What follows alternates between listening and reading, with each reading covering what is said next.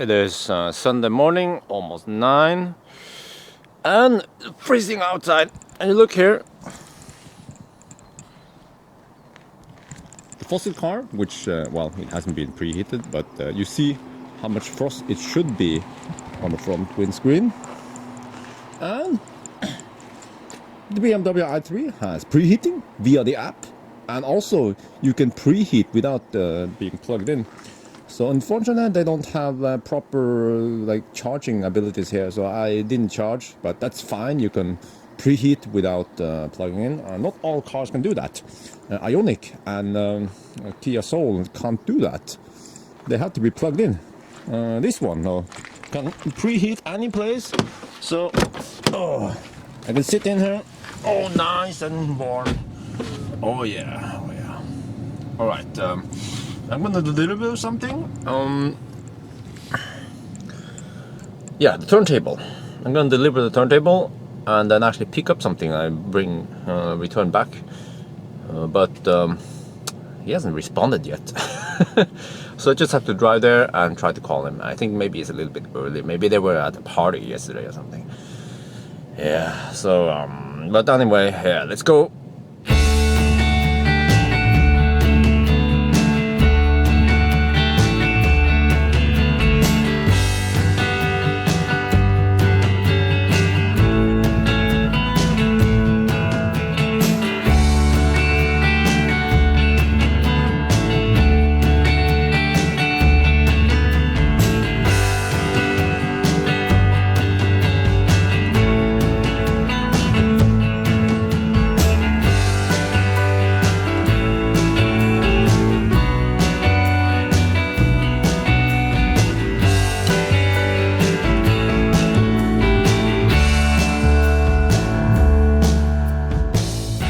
We are now in Soknedal, and I'm gonna pick up this TV.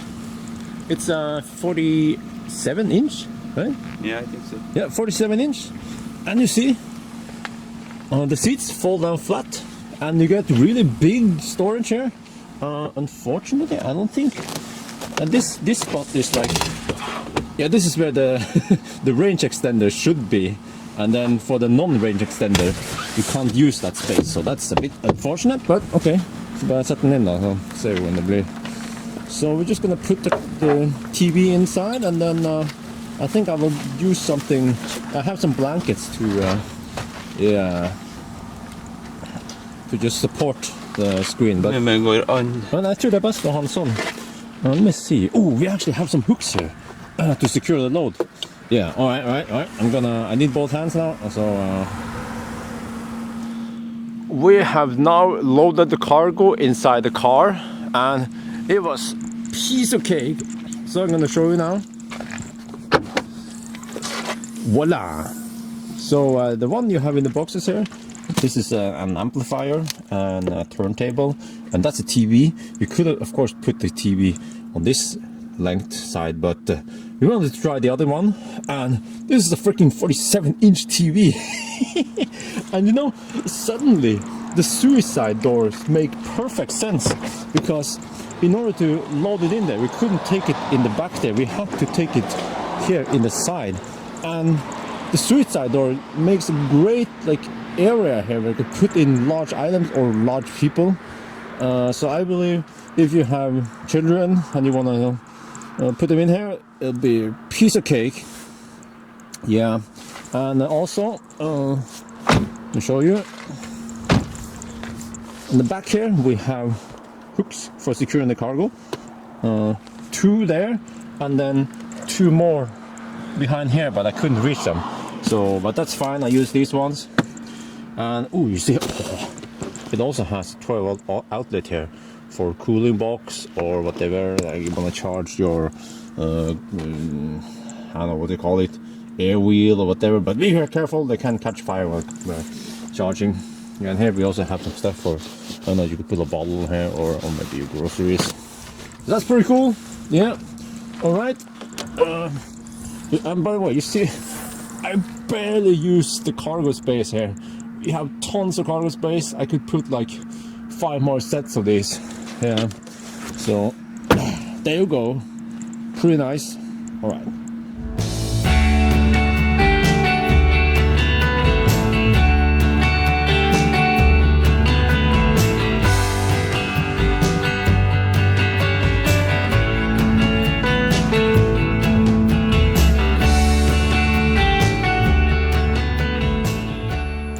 are in Berkåk, and this is the first time I see cars having to queue up for charging here. So when I came, these two cars, that's actually the big brother and the little brother. Yeah, Volkswagen e-up, Volkswagen e-Golf, and we have a Leaf waiting to charge. So that doesn't matter because I can charge at, well, I take the 22 kilowatt AC, but this car has 400 volt support, as I mentioned yesterday, so it can charge at 11 kilowatt. So you see here, each of these sides can deliver 22 kilowatt. So actually it makes perfect sense that this car can support 400 volt, because you see situations like this, it's not uncommon. Now the poor Leaf has to wait for these two guys to juice up. I don't know how long it's gonna take, but I just came here. I only need like 5 more kilometers just to be sure to reach the next fast charger, so I just juice up here. It would actually be even better if I could charge at 22 kilowatt, because nowadays Fortum, they install 22 kilowatt on every site where they also have 50 kilowatt DC. I think it's like a requirement for them to do that, to also offer AC. But it would be even better, yes, if the cars could support 22 kilowatt. But 11 is still a lot better than 7.4.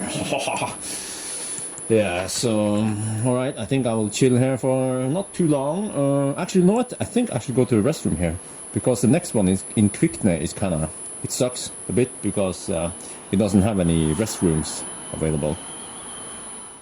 What the heck? The car isn't charging. It is plugged in, but this symbol probably tells me that there's some kind of scheduled charging going on here. What the heck? Charge! What? Okay, I have to figure out what's wrong here. It's probably, man, because most of the time I've been charging on DC, and when you plug in the DC, then it will start charging immediately. But if it's on AC, then it will. There's some kind of scheduled charging going on here. I have to figure out how to fix this. Depart charging. Okay. Charge immediately. It says charge immediately. What the heck? Why won't it charge? Well, let me look at the app. Okay. I don't know what the heck happened. Depart. How do you go back here? Alright, what? Schedule chart. Okay, I had a schedule on here, and then I kind of unhooked this one, and then suddenly it started charging. Now, when you see this thing, it means it's charging. We don't know how fast it charges or anything, but well, there you go. It was 45. It was 44. It was actually 45, then went back to 44. Now it's back to 45. So I only need a little bit. Oh, the screen went blank. Shit, man. Oh, okay. Whatever. I think it's charging. I guess I could start the car, and then I'll see some more info here. Okay. Let's see if you can see the percentage. Yeah, 46. Wow, it's okay. It's going up fairly fast. Let me see. There. Okay. Let me see the percentage. Because I have to do a little calculation. I need just a little bit more to reach my next destination. So the poor Leaf owner is still waiting. I think the other guys are leaving soon. So, but of course, if I wasn't a noob, if I knew this car better, I would have started charging right away, and then by now I would be off my way already. All right. Oh yeah. The other cars left, so we are now with the fast chargers, but that extra kilowatt hours from AC was also nice while we were waiting.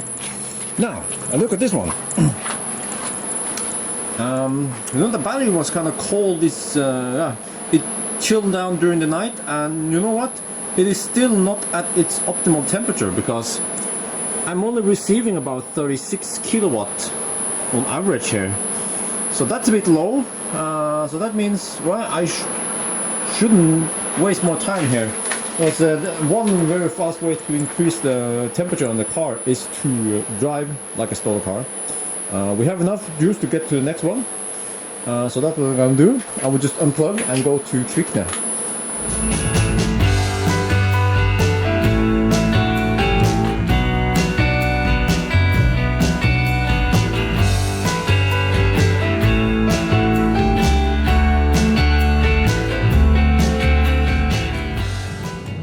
Okay, here is the 80 zone. Yeah, all right. Let's drive like we stole a car. We have to build up some heat in the battery pack. Oh yeah, it's kind of wet. Oh, I have to look out for the bumps. Oh yeah, this is caused by frost, and then the road gets bumpy. So that's very normal in Norway. But oh, he's so freaking fast. Like he accelerates like no other class. I mean, sorry, no other car in this class. Maybe only, well, actually, the Ioniq. But the Ioniq is heavier. Oh, it's kind of slippery. Oh, look for that. Careful about that surface. It's probably slightly slippery here. Let me try. Oh. Okay, yeah. Okay, yes. I had to test the water. It's kind of slippery, so we have to be a little bit careful. But wow, like okay, I'm doing whatever speed now, and then I'm gonna accelerate. Oof. Yeah. Okay. So one thing I don't like is that once you step on the accelerator, you don't get instant power like Tesla. You see? Yeah, it takes like a second or two, and then the power comes gradually. So it has been like, it's been tuned like that software-wise. Only Tesla and Ioniq in sport mode will give you instant power. So, but on the other hand, by reducing power in the beginning, you save the drive unit. So maybe it was like on purpose to do that. I don't know. Or maybe it was to mimic a fossil car. I'm not sure. But I believe also people who like to drive in sport mode, you know, they want instant response. And that's why, you know, natural aspirated fossil engines are still preferred over turbo engines where you have the turbo lag. But wow, it is nice. I mean, I love driving the i3 on winding roads. When I drove it yesterday on the motorway at higher speed, it felt a little bit unstable. And also if you have some strong side wind, because this car is so tall, it kind of, you know, wiggles a little bit more than the other cars which has longer wheelbase. But still, it is such a nice car to drive around. Mainly because of the weight. Yeah, the weight makes everything much more fun. And sometimes I feel like I'm driving a go-kart. So only two things are holding me back right now from driving crazy is I have some luggage in the back, and it's kind of slippery outside. So if it was summer, yeah. And for you guys who know or don't know, the i3 has something also different from the other cars, is that it has very large rims but narrow tires, and that is to improve efficiency. And some of you guys might be fooled that, you know, those tires aren't sporty and then you can't get good grip. But you know, in rally they actually use narrow tires. So wide big tires doesn't necessarily mean lots of grip. So we're gonna pass this fossil van something. He's doing his Sunday driving 10 kilometers per hour under the speed limit. That's because he's Norwegian. So we're gonna try to overtake him as soon as possible. And I'm gonna test some overtaking power here, the BMW power. Okay. I know that around this bend should be possible to pass him. Come on. Yeah, this is fine. Let's go. Okay. Yeah, it's good. Okay. Yeah. So as I said, the power comes gradually. So it's like, personally, I would like to have instant power. Okay. You know, maybe BMW, they could tune the car to maybe from standstill, you know, to save drive unit. Don't give full power, but the system can feel that as long as you are above 40-50 kilometers per hour, you can have full power, because that, I believe that doesn't wear down the drive unit as much as, you know, the standstill launch. Yeah. But wow, yes. Sorry, I will not try to make annoying sounds because I've had some feedback from some of my viewers. They think it's annoying. So yeah, I will try to hide my joy, my inner joy. and try to be informative instead. So now, after trying the other cars, I used to love driving this car before I tried the other cars, but now I'm leaning towards that this car seems to wag like a roll slightly more than at least Ioniq. Ioniq is so low compared to this, and actually maybe only Ioniq. And also, and the e-Golf. Yeah, the e-Golf sometimes feels like a go-kart, but this car is it's kind of tall, even though the battery pack is placed low. Like the i3 is built more like an EV should be built, because many of the other cars were born fossil, where this one, like I mentioned before, it was born electric-ish because it was also born with a range extender. But still, I mean, if you ignore that range extender, it's still built like it's supposed to be, where the battery pack is laid on the floor, whereas some of the other cars, they put the battery pack under the seat or like weird places. And also, I like the frunk at the BMW. They actually compacted some of the components in the front, so you get a little bit of frunk there. And I mean, if BMW engineers can access the car's components in the front, even with the frunk there, then you know, why shouldn't the other ones also do it? Because one reason for not having a frunk is that everything will be so compact and hard to service. But I don't believe that completely. I know a service like a Tesla mechanic. I can ask him if he thinks it's hard to service on a Tesla or not. Actually, I know several Tesla mechanics. But yeah. Anyway, I think the winding part is over so far. But you know what? I should also comment the seats. The seats in the i3 is somewhat flat. If you know the seats in the Model S, the earliest generation, it looks more or less like that. It's very flat. It doesn't give much side support, and that is I don't know, kind of weird. I think there's no option to get like sporty seat, like M Sport seats in this one. So was it on purpose or something? But maybe the car wasn't meant to be driven like sporty. But some people like sporty seats, so like a sporty package should be available. All right, we're actually very close to Kvikne now. Yeah, the fast charger. So I'm just gonna enjoy the ride until we get there.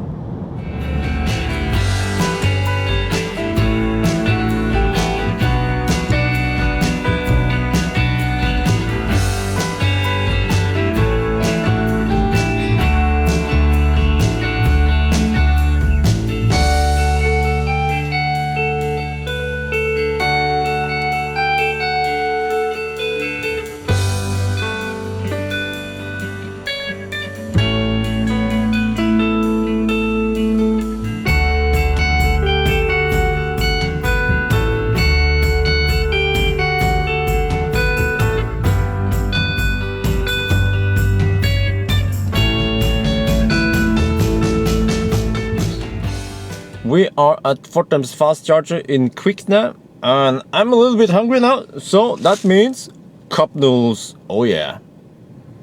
So you see, this car has a big cup holder here that will hold one of these, and then in front here, let me see. Oh man, sorry for that. There's some. There, you actually see those holes. You can put like an accessory on those holes to have even more cups there or whatever, cup holders. So there are 3 of those in the front. They're very hard to show you. Maybe if I do it like this and then whatever.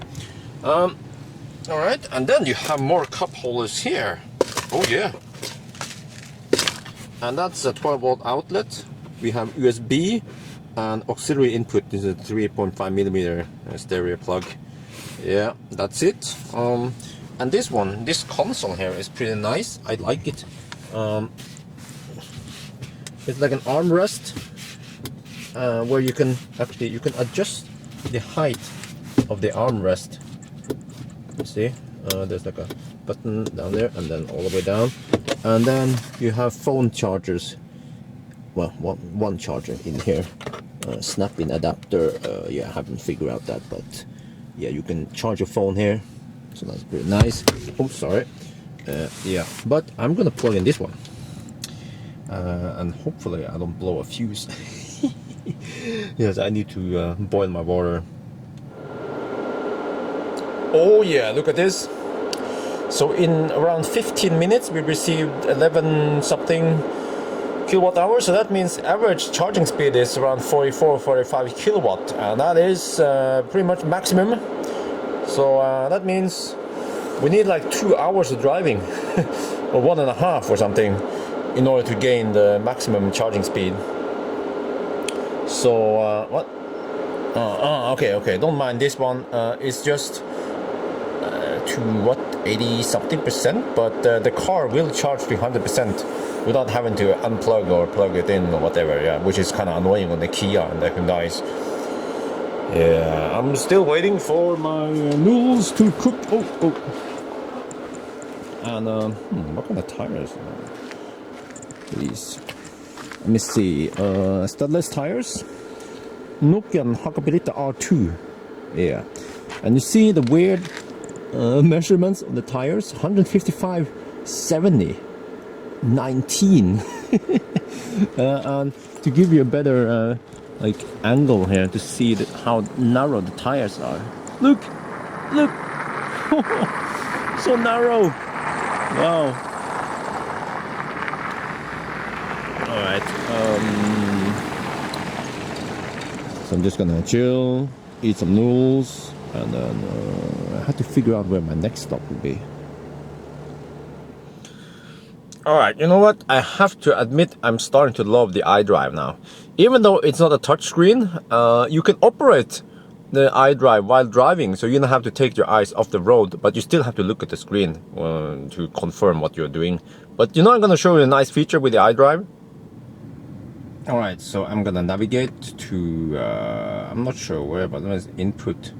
Okay, I think let's try Koppang. So I can type K O P. You see, it's very nice. P. Okay, and then we have some options here, and you see, it will automatically show different locations, and this is very nice. Unlike some of the other navigations I've tried, where you can't really know which city is it or which place. Lingen, you're not done on it. This is what one? But this one, Storelval. Yes, that's the one.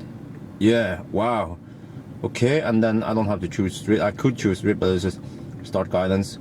So that's a very nice feature. And as for me, who deliver and pick up stuff, I use the navigation all the time. 144 kilometers. I'm not sure if I'll be able to make it, because you know what, over here Tynset, we have one of my friends who has a BMW 3 Series, so I challenge him to drag race the i3. What? Okay. Ooh. Okay, well, yeah, that's good. And the i3 also shows you real-time traffic information. You see those yellow lines here, and we have some, no, sorry, the green lines, of course, the other yellow. Green lines, then you have a yellow line over there, and it could also be red. So I'm not sure where the traffic information comes from, Google Maps or something, but it's very useful to have that. Once you've gotten used to it in a Tesla or something, you know, it's very nice to see like any traffic congestions ahead. I mean, you can always look at them on your phone, but it's not as convenient as having it in here, because the car is online, so you also get that in the same package.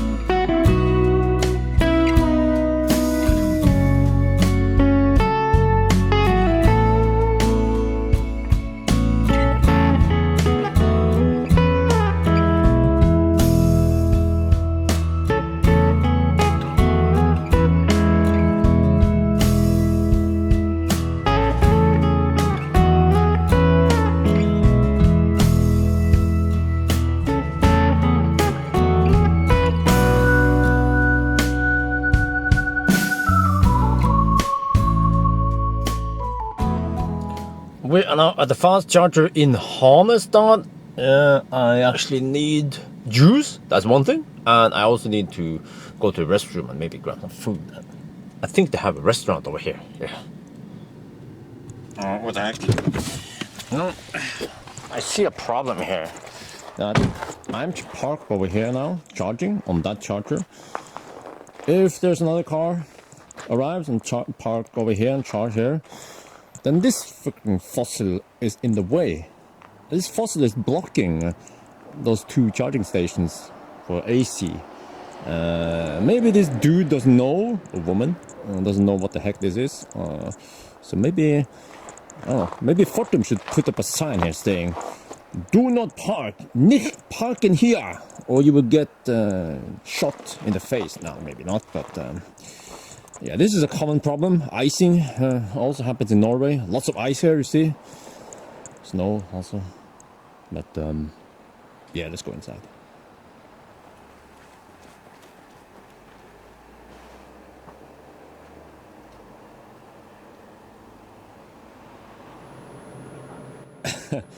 You know what just happened?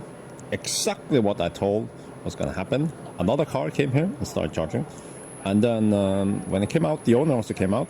So I told him that, you know, shouldn't park here. And he agreed. We had a polite tone, so nothing wrong with that. And then I told him that, you know, I told Fortum they should put up a sign here or something.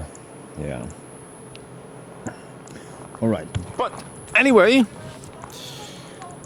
the car has been charged to about 95%, and I look at the map.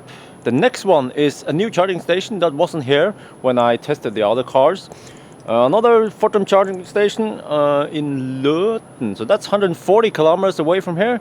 But you know, 140 kilometers for this car is piece of cake. All right, let's go.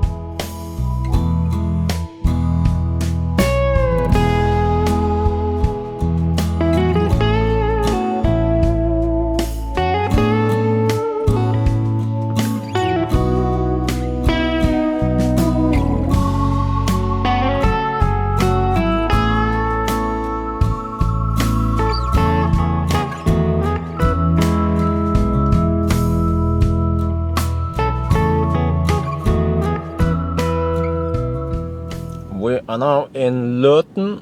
This is actually a very new charging station from Fortum. So they put it up here like a couple of weeks ago. So last year when I came here with the Ioniq, I had to plan things more than I do now. So now it's like, do I stop here? Do I stop there? Nah, I skip that one. Doesn't have a restroom. I can, yeah. But let's see, how are we looking now? We are juicing up. 33.5%, going up pretty fast. So our final destination for tonight is of course Oslo, and I have to deliver the TV. So we are 126 kilometers away from the TV place, and then I have to also get home. So 126. Okay, in order to reach 126 kilometers, I have to charge to 90-ish kilometers, and then you know what? But there will be some motorway, and I will consume a lot of energy.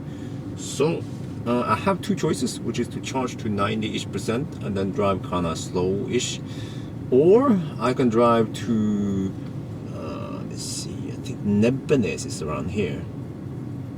I can drive to Nebenes. Drive like a stolen car to Nebenes and then juice up some more and then drive to Oslo. So you know what choice I'll go for. Okay, so while we are waiting for the charge, here are some more features. This one has forward collision warning and pedestrian detection.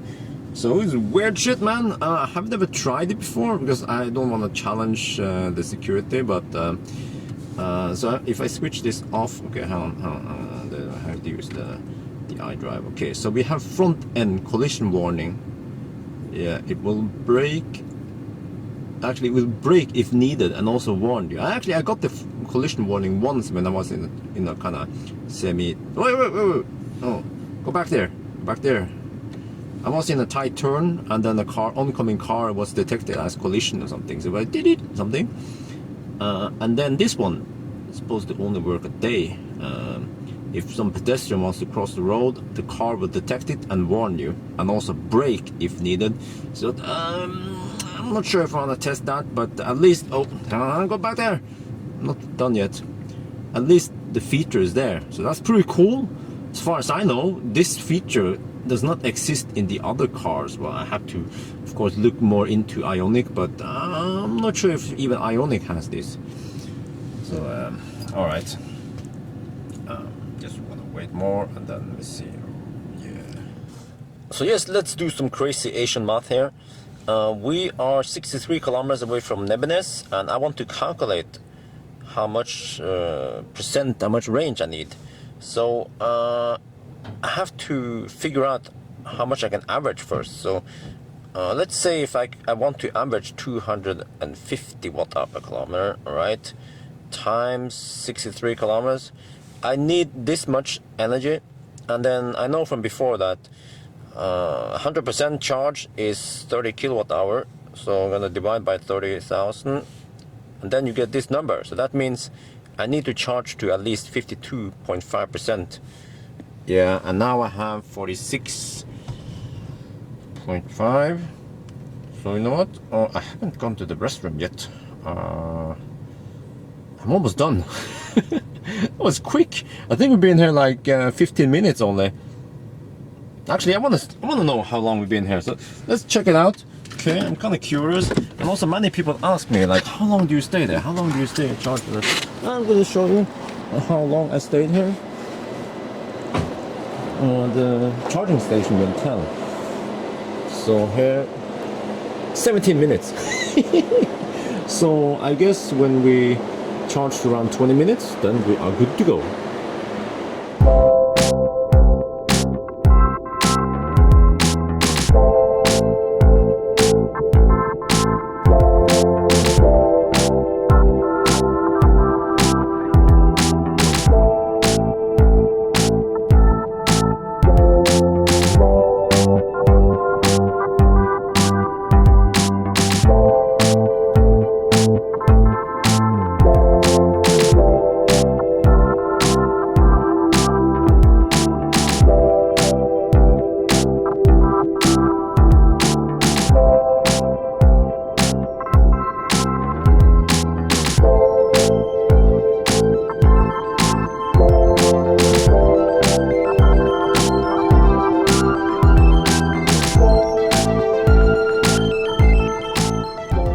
We're now in Nebenes. Yes, juicing up.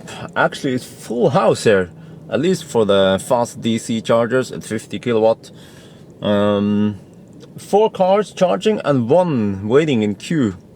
One nice feature about this i3 is that, you know, I just stop, I put the car in park, and then I plug it in and start charging. The other cars, I mean, at least Soul and Ioniq, and I think pretty much all the other cars I tested, you have to switch off like the ignition or something. You have to switch it off and then you can plug it in, otherwise it won't start charging. So that's pretty nice. Yeah. While we are waiting for the car to charge, I'm going to show you the app. So you have to enter a PIN code. I just set it to 0. You should have something else in there. Here you see how much range you have. This is based on GOM, the gasometer, how much percent. If you have a scheduled charging, that one will be active. And then over here, you can activate preheating. It will take a while, just like the BMW apps, not like Tesla's, but at least it works. Okay, so, but the problem is that you don't get any feedback of what the temperature in the car is and outside the car. So that's a bit unfortunate. And also, once you have activated it, you can't switch it off. So it will run for half an hour. And then here you see some car status, like doors, locked, windows, whatever. You can also, here in remote control, you can also unlock the car, honk the horn, and flash the lights. Here you see that preconditioning is active. Okay, if you go back here, kind of hard to press it, freaking small buttons, man. Okay, here you can change the schedule, charging and preheating. So you click here, you choose like time, okay, and then if you want to repeat it or weekdays or whatever, departure time, and then you can also choose if you want to have preheating on. Let's see. Oh yeah, this is the schedule. Yeah. Let's say if I want to have that one on. Here you choose if preconditioning will be on or off. So unfortunately you can't choose them individually. Let's say you only want preconditioning on that one but not that one. Yeah, preconditioning is same as preheating. And then you have low cost charging where you can choose charging time based on when the electricity is cheapest. You see here, if your country will support that, you can set like from time to time, like this, maybe from 7 to 11. Yeah, it's the cheapest time to charge, and then the car will prefer to charge during that time. So that's pretty cool. Okay, if we go back, okay, let's discard. And also, yeah, if you wanted to send, we do all the settings here in the mobile phone, and then it will send it to the server, and then server will send it to the car.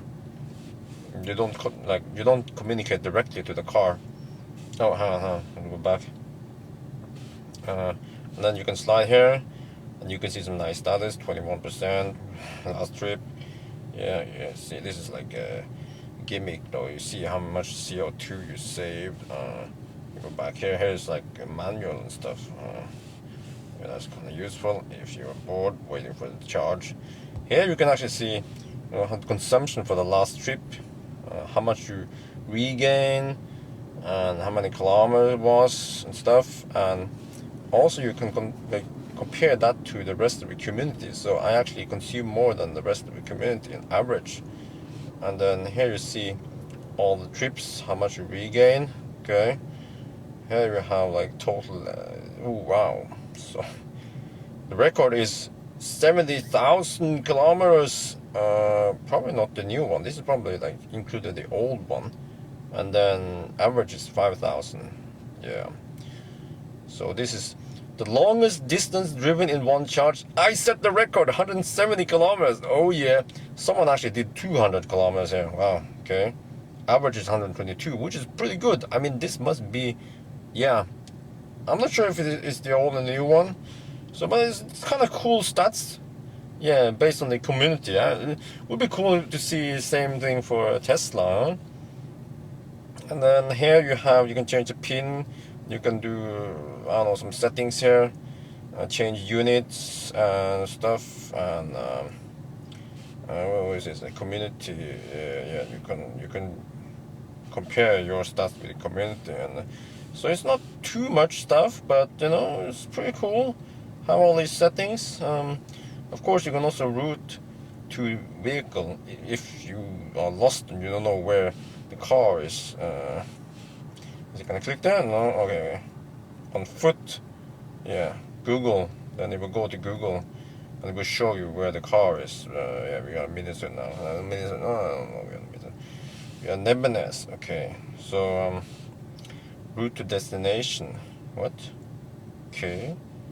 Oh, nice. Yeah, this is the destination set in the navigation. Wow, that's pretty cool. Yeah, but at least it has an app and it works very smoothly. But I noticed many times when I use this preheating a lot when I stop and charge, and the problem is that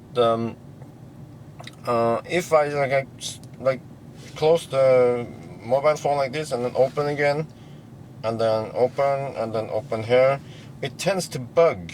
Like, it will say that it cannot connect to server. Now it works, of course. So one workaround is just to close the app, like do it like this. Oh, sorry. Do it like this, and then close all apps, and then you open it again. So that will solve it. So yeah, that's it. BMW I app.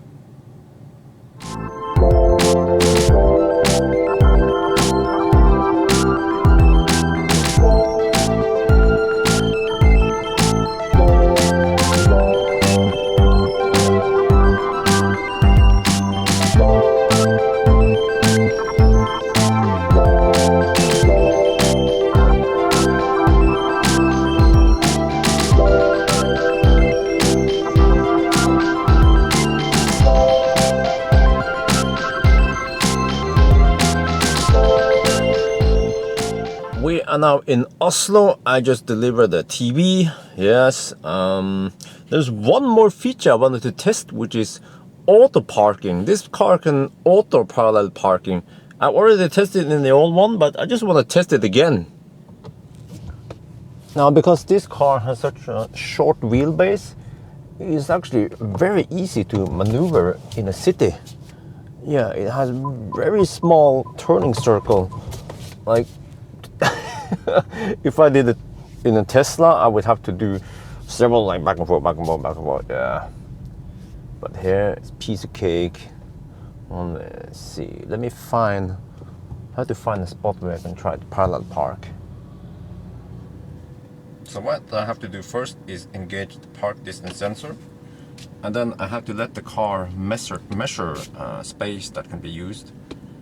So let's see. There now. Now it starts to measuring, okay. Well, there should be a nice open space here that you can use, okay. But I have to let the car figure out that it is available for parallel parking. Okay, that should be fine. And then there should be a message saying that I can parallel park here. There, okay. I stop vehicle and then switch on turn signal. Alright, takes both hands off the steering wheel, so I'm not going to touch the steering wheel. And then press and hold PDC button, and this is like it's this button. It's a dead man switch, so I have to hold it while I'm doing this. If I let go, then it will automatically cancel. Now I don't touch any pedals or the steering wheel. It will do everything for me. And yeah, unlike some other systems where you have to do some pedal work, but here everything goes automatically. See, it backs up. It will also switch into drive, go forward for me. Yeah, it's pretty smooth, man. Like, yeah, alright. Okay, cool. Like, freaking awesome. Like, you don't need a Tesla to do this. Oh man, okay, let's go home.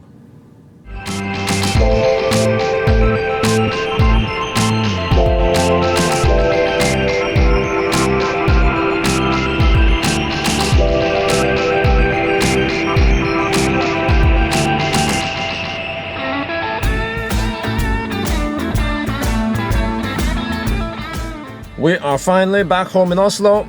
You know, this trip has been such a pleasure with this car, driving and charging and having fun with it. So, you know, the updated version is a lot better than the previous one. It's not only that 50% more, in practical use it's more than that because of, you know, charging stops that you have to time according to how much you need and all that, and charging stations. But this car is very well equipped, and okay, it's not as well equipped as the Ioniq, but it has app support, which Ioniq doesn't have. And this car is more suited for like city driving and parking. It's so nimble and it's so small, so you can fit in like small spaces, and it's so easy to turn around, do a 180 degree turn and stuff like that. And but still, you know, the look, don't get fooled by the looks, because it can beat, well, 360D diesel, yeah, fossil. It's pretty fast, and also it's very comfortable for long trips, like I have experienced this weekend. And okay, it doesn't have as much tech as Ioniq, but still has a lot of tech that many other cars don't have, like, you know, pedestrian detection, automatic braking, auto parking, adaptive cruise control is pretty nice. Well, okay, then you have that auto steer-ish with all those limitations, but you know what? You can actually configure that. Many people, they so-called code the car, which means you plug in a computer to the OBD port, the diagnostics port, and then you change some settings. You don't hack the car, you don't change the software, you only change some of the settings, like call it the ini file or something, you know, of the car, and that in that way you also don't void the warranty. But you can change several settings in there. I've seen it on the BMW group. For instance, you can also raise the maximum speed for the auto steer, and one of my friends raised it to 99 kilometers per hour, and that would be way better than 60 kilometers per hour, because I was not able to test it during my trip.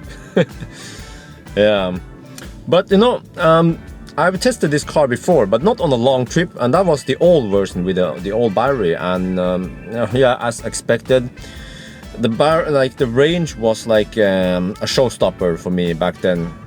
With the new one, it's a lot better, but still I could wish it had even better battery. But of course, as I experienced that the available capacity was actually more than BMW they announced. I mean, they have it on the spec, so it's higher than the spec. That's pretty good, but it's not as efficient as the Ioniq. But again, it is the second most efficient car, because I was driving freaking fast towards the end here, and still the consumption wasn't like sky high like some of the other cars, like the Kia Soul, which is very boxy. Yeah, and you know, also this weekend it was very cold, like many places minus 10 degrees Celsius, minus 15.